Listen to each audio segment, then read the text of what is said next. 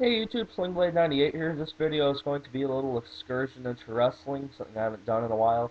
We're going to talk about how WWE reacts quite differently to arrests, releases, deaths, double murder, suicides, depending on the PR audience they're trying to cater to or not offend, or offend, which I'll get to in a minute. But basically, you can break it down. The more complex subsections are really marketing audience, network, um, fan base from casual fans, diehard fans, the news media watchdogs who attack them in the wake of steroid scandals and such tragedies as the Benoit tragedy, and smaller sources such as the Wrestling Observer newsletter. And you can pretty much categorize these all into one lump sum, whether they think they could be penalized seriously or not by by their actions towards these situations, in view of those various parties. They're a lot more brazen and sometimes a lot more offensive and make really disgusting, gross promotional tactics when they don't feel they can be penalized by such things as their fan base, and they don't really care much what the little wrestling newsletters have to say. One example I'll give you, well, I'll give you two examples. One for this, how they're overly brazen and audacious, and make disgusting moves is, what am I going to say? The Eddie Guerrero tragedy. When Eddie Guerrero died in late 2005, they spent up to the better part of mid 2006 milking his death pretty much. Almost everyone was using the frog splash for a while. Rey Mysterio's whole title reign arguably was just because of that. I think he deserves a title reign, but you can't deny that having him have it just after Eddie Guerrero died, when the Royal Rumble, all of that. They were milking his death. Viva La Raza was everywhere, and they should tribute him, but they were doing it as an exploitation more than just a tribute, which is my problem with it. I found that very offensive. They basically used one of their best performers' deaths to get them through a year where they probably would have lost more audiences otherwise. Business decision good, technically, maybe so, but it morally wasn't very sound, I don't think. The other case where they actually could get penalized, the Chris Benoit tragedy. When you had people like that psycho bitch Nancy Grace basically swarming to that story like flies over shit, then you had them very, very quick to have Vince McMahon break character of him being dead himself and arise from the grave, zombie.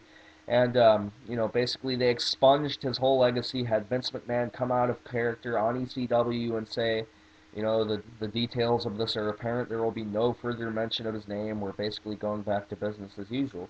But it wasn't business as usual. They removed his whole legacy from history. And while his actions were horrible, and they have arguably been proven by the brain protein and the concussion theory and all that, that it was the result of mental illness, his whole legacy, his wrestling legacy, I think it deserves more than to just be blacklisted like that. But the thing I'm saying here is that they basically removed it because they felt they could have been penalized. It would have been bad for their marketing PR with the news media, which basically only talks about wrestling when it's bad anymore. So basically, they were trying to shut the media up by removing Benoit from history because they thought it would have been, better for their PR. But back to the case of their fans, they are a lot more quick to exploit controversies when it's with their fan bases.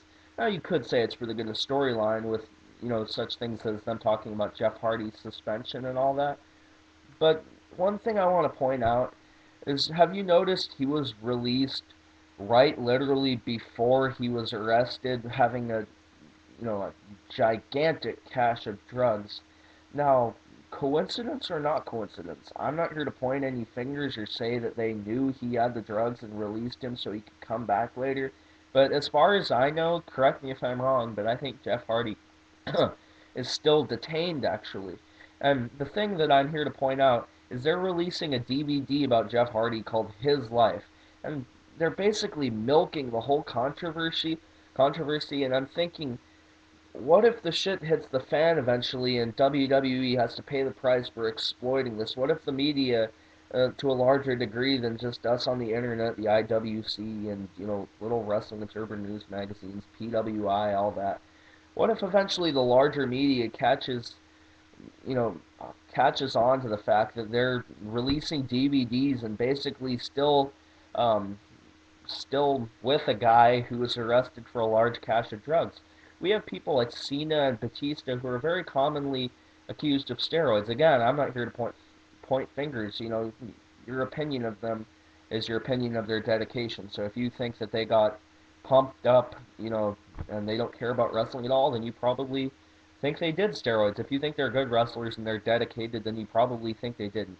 But you have guys who come on all roided up like, uh, likely enough, Mike Knox or Steiner. Cody Rhodes, definitely. Oh my God, that guy got way bigger, and it's you can see from his veins. He's all roided up. But the main thing I'm saying is WWE is releasing a DVD about Jeff Hardy, even though he was just arrested for large cache of drugs. I don't know if he was selling or not, or if he really planned to use all that. He probably would have joined the recent list of deaths if he used all that. But what I'm saying is, this could actually be pretty bad for their PR if the larger media gets a hold of the fact that Jeff Hardy, who was just arrested for drug possession, is now basically being tributed by WWE. And the general thing I'm saying here is that they hopscotch a lot around, you know, whether they're going to exploit a controversy for shock value, or whether they're quick to, you know, quiet it and hush it. It basically appears to be based on who they're trying to cater to. And I think it's kind of offensive a little bit to me as a fan, a longtime fan of WWE, at least, you know, by my standards. I've bought merchandise from them. I've been to several of their pay-per-views. I've watched several of their pay-per-views and all that, you know what I'm saying. I think it's kind of offensive that they basically care a lot less than what, you know, that what we think more, I'm sorry. I don't want to remake this whole video, but what I'm trying to say is I think it's kind of offensive that they care a lot less what we think than, you know, basically the people who can penalize them. And, you know, these stories will change with time. Maybe Benoit will eventually, you know, be included in their history again. Eddie Guerrero, it's Benoit. I hope Jeff Hardy doesn't join them. But it's all very sad.